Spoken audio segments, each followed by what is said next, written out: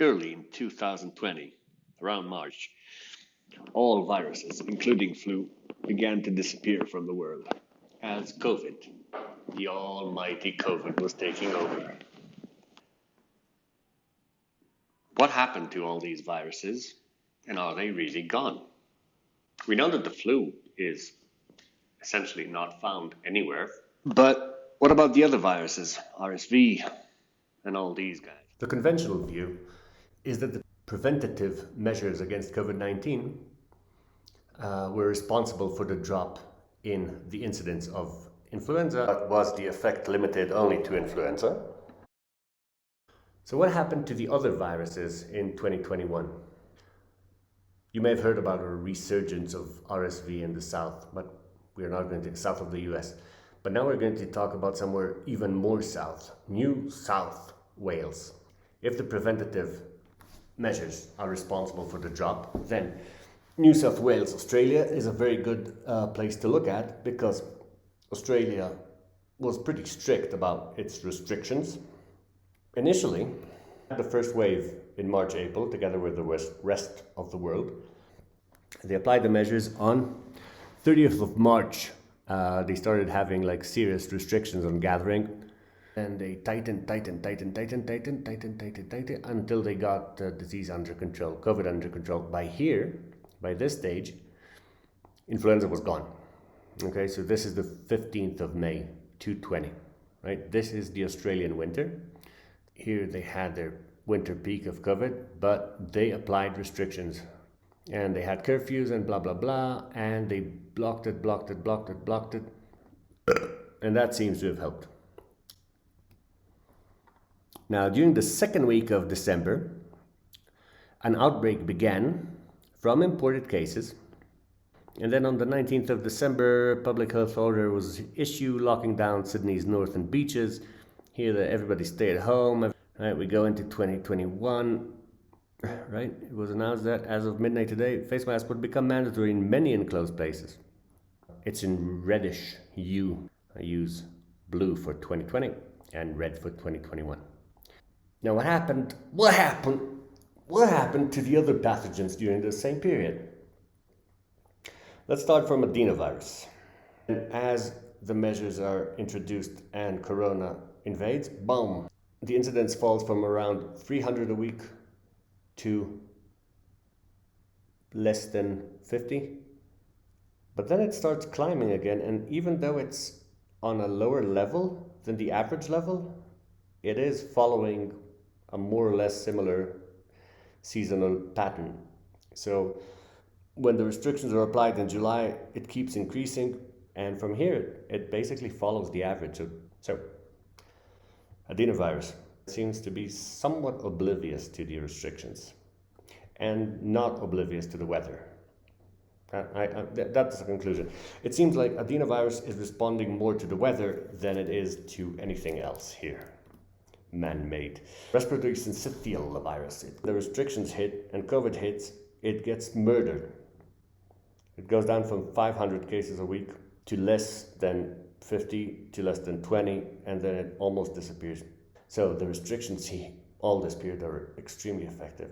Now, maybe here, because we're releasing the measures, maybe it begins to increase, but in October it really picks up, and then there's a huge spike.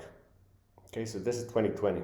So the end of 2020, there's an outbreak, a gigantic outbreak of RSV in New South Wales. 1,500 cases a week in New South Wales, which has about 40 people. It has probably more. Enterovirus. Now, this is interesting because it's a gut virus. But surprisingly, when the COVID comes, it starts dropping, like super dropping. Within 3 weeks, it's almost at zero. Okay? By the time we finish the first period of measures, it's nearly zero. So enterovirus is much like the flu and adenovirus and RSV is almost destroyed by the first round of restrictions plus the invasion of COVID, a highly competitive virus against everything, including common sense. But then over time, either the virus gets used to the restrictions or COVID becomes less competitive against it. And then it goes up and then it goes down. doesn't seem to care that much about any kind of restrictions except for these restrictions. The first one plus COVID killed it very effectively, like it did all other viruses. This is curious, but it's a fact. Rhinovirus.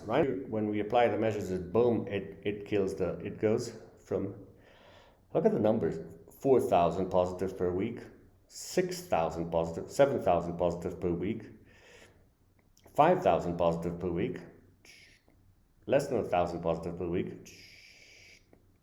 less than 100 positive per week. And that's insanely effective measures. And COVID, don't forget, COVID the competitor.